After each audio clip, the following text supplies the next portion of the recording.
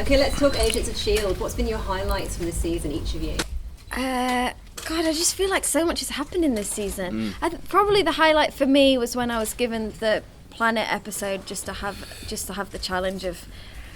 That was the highlight for me as well, because I got a whole episode off. Yeah, everyone left me.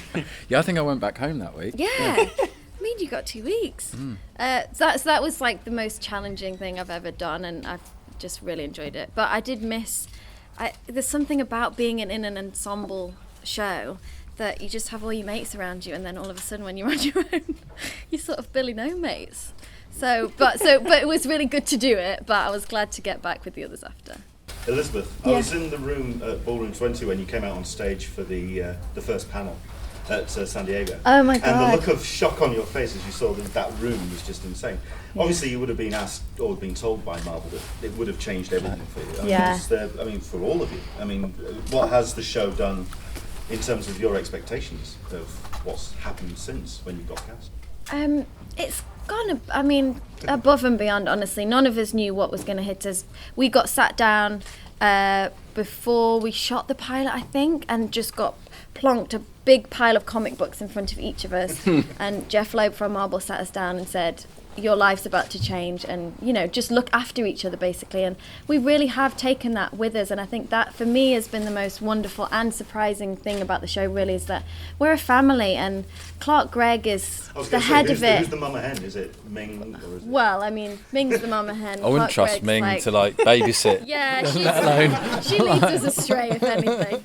But Clark has kept a really tight ship, and he set from the outset that it had to be. We had to talk to each other, and we had to look after each other. And if anybody had any issues or troubles or whatever, we'd come to each other. And I go to him for advice most days.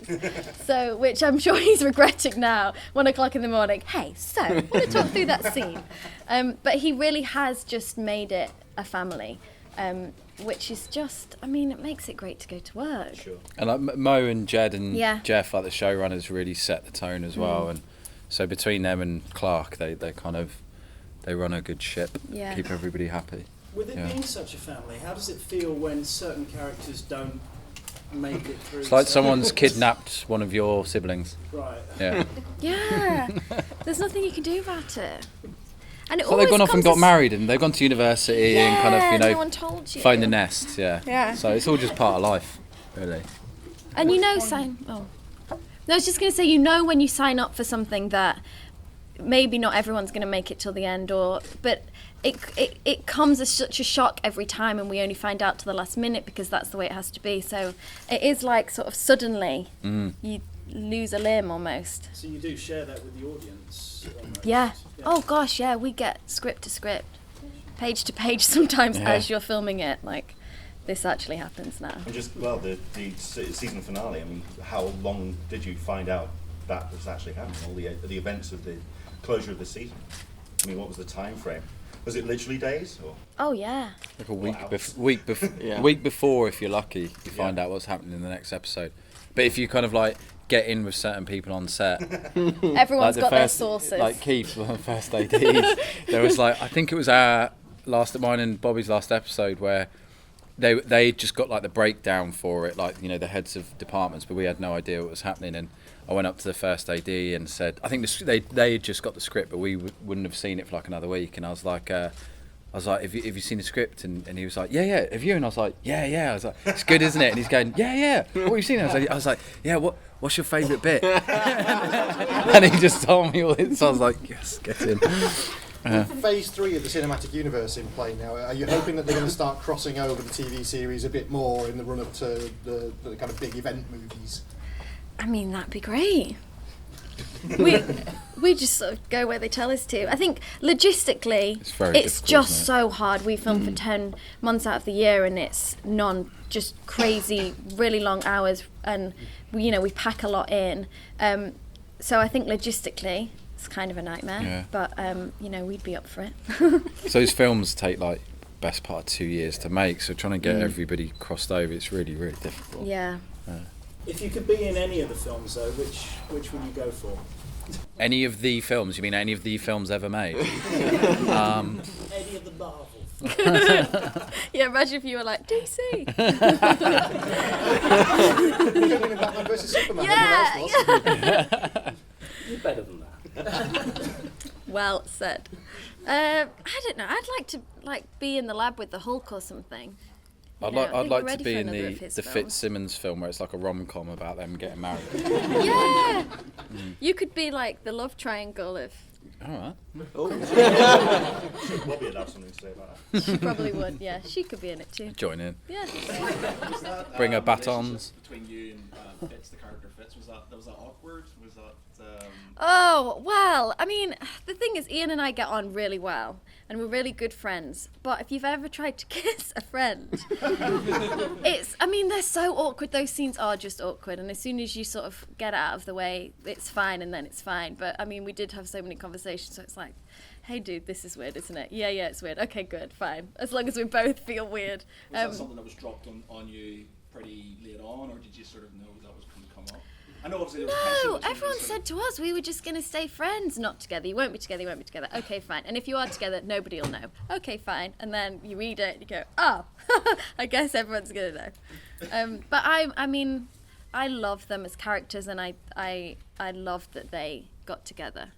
So I was happy about that as, an outsider, but then when you come to film it, those scenes are kind of weird. Like, he knows my boyfriend, and he's like, all right, dude, just gonna kiss your girlfriend tomorrow, But I'm happy that they got together, and I hope that they can stay happy. I mean, it's Agents of S.H.I.E.L.D., nothing really stays good for very long, so we'll see.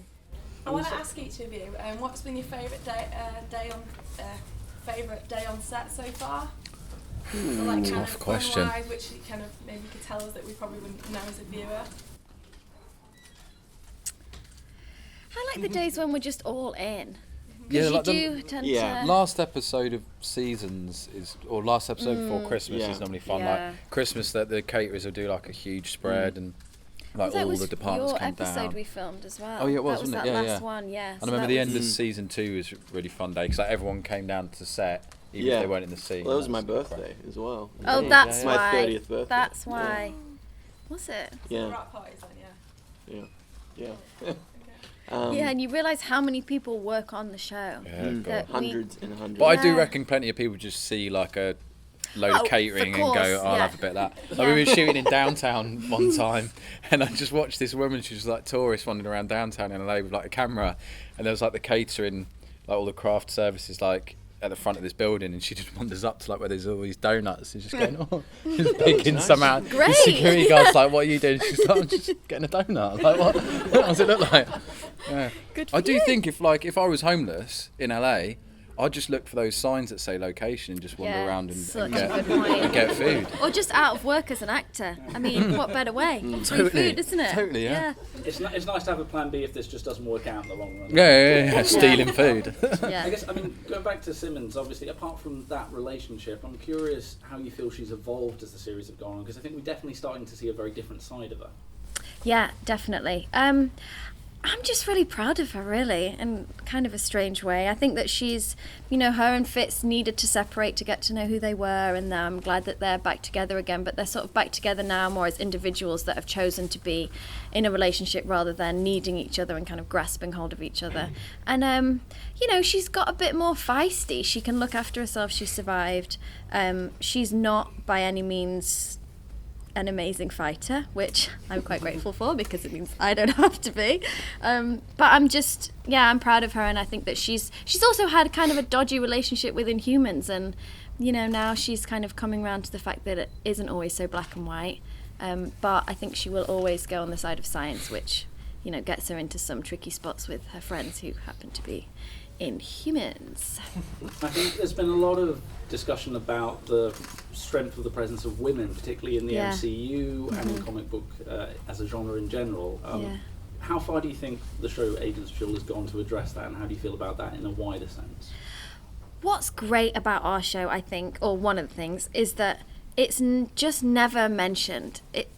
That Agent May is a brilliant agent, the best agent, the most amazing SO, and happens to be a woman. It's never kind of put out there that this is what we're doing. And that, to me, is the best form of feminism. You know, that it's equal and it's not kind of a big deal, and it's something that I think we're all really proud of, that we show not just that women can be strong, but that gay people can be strong, that it doesn't matter what race you are or what your background is or, you know, your nationality, or that we're just, you know, you're judged on your merit, and that's the most important thing. So I think that we have a really diverse show and we have a diverse crew, and we're really proud of that. And I think the best thing is that it just works. Like, I think it's a really good it doesn't show. feel. Yeah, you're right. It doesn't feel like it's kind of imposed on Yeah. us at It's just all. easy. It's just Yeah.